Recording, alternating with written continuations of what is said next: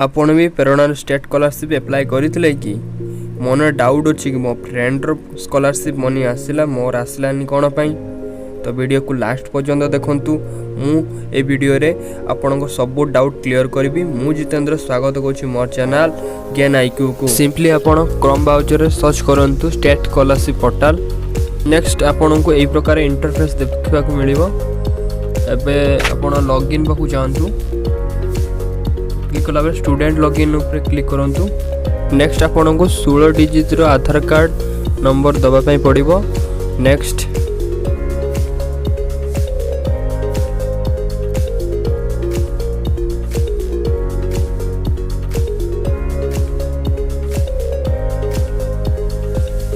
Next आपन को login password दबा पई पड़िबो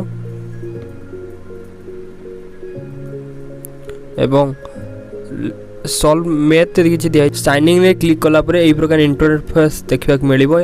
important message payment of the central share could not be deserve to some student due to mismatch detail name date of birth gender in OSSP with the Aadhaar database. Therefore all students who have made any changes in their Aadhaar are required to log in OSSP and click on the verify button showing against Aadhaar number in the dashboard of the student login page. Upon clicking on the verify button, an OTP will be sent to the mobile number registered in Aadhaar.